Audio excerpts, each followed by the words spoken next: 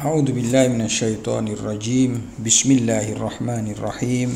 Rabbi zidni ilma warzuqni fahma.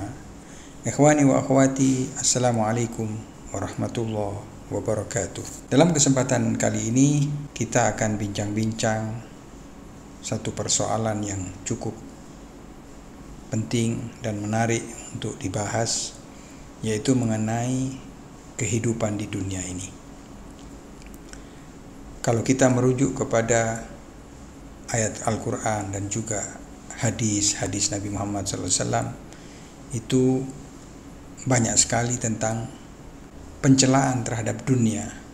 Dunia dicela, tapi jangan sampai terjadi distorsi atau kesalahpahaman.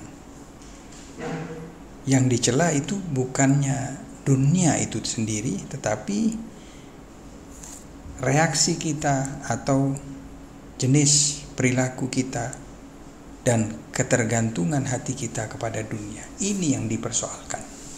Bukan dunia itu sendiri, dunia materi yang dipersoalkan, tetapi bagaimana hati kita tertambat kepada dunia. Itulah yang dipersoalkan.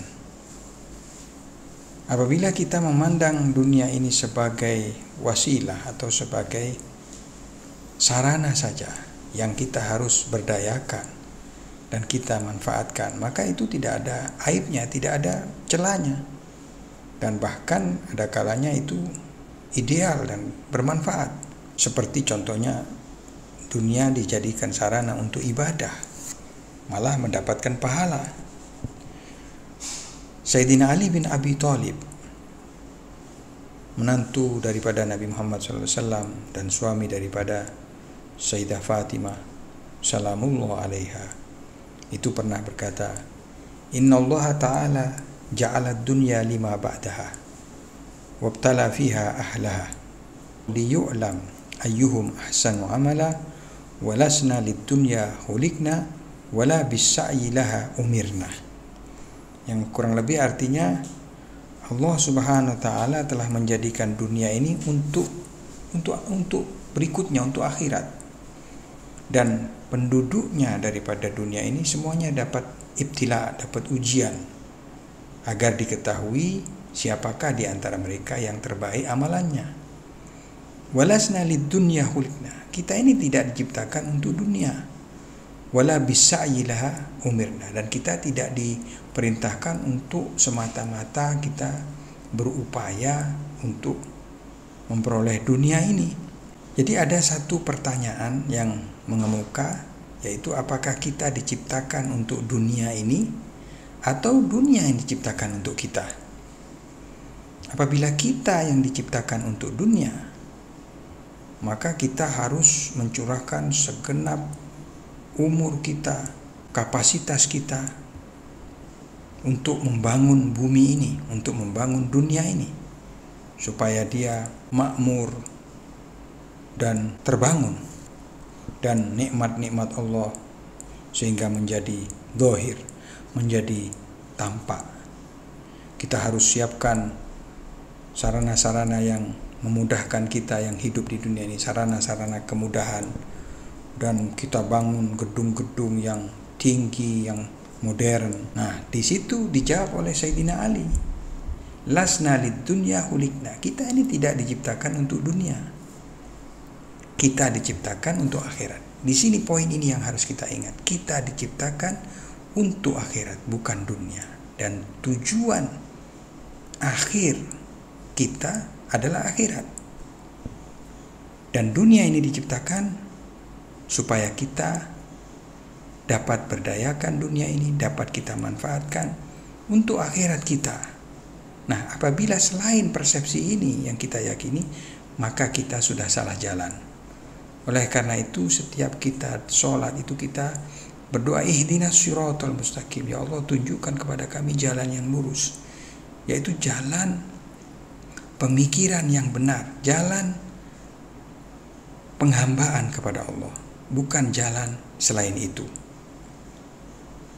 Allah SWT menciptakan kita untuk supaya kita nanti mendapatkan kenikmatan yang tidak ada batasnya di akhirat nanti,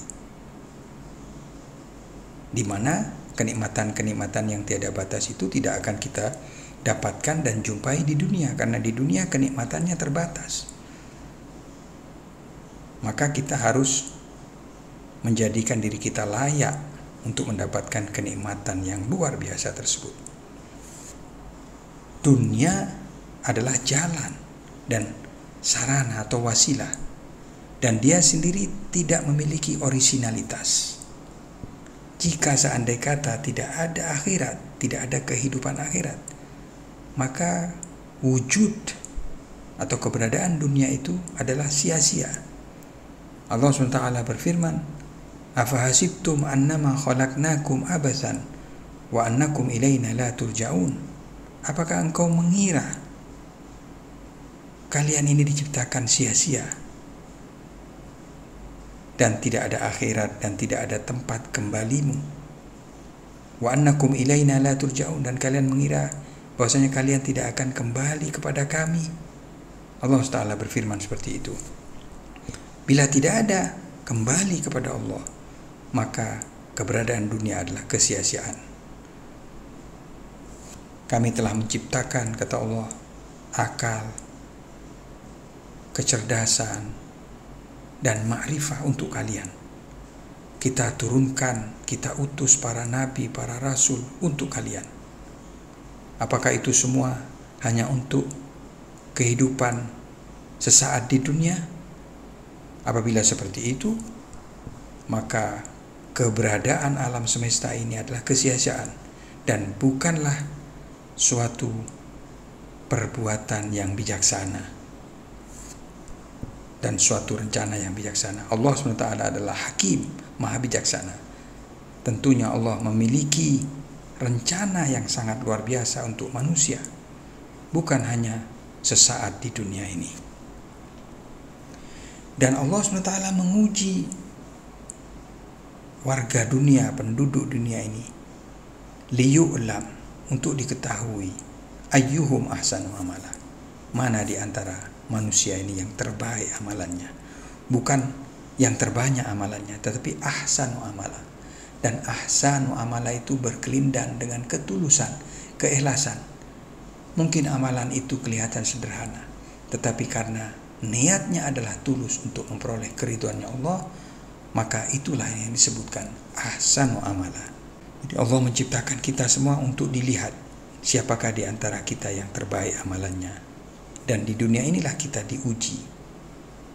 Kita akan dilihat sejauh mana keikhlasan kita, sehingga nanti kita memperoleh reward atau pahala di akhirat kelak atas perbuatan-perbuatan kita sendiri. Dan apabila kita tidak dilahirkan di dunia dan diuji di dunia ini, maka bagaimana kita akan memperoleh rahmatnya Allah di akhirat kelak? Karena rahmat Allah di akhirat itu adalah buah hasil daripada amal atau amal-amal soleh kita. Bila tidak ada amal-amal soleh, maka tentunya kita tidak pantas untuk memperoleh rahmat Allah di akhirat kelak.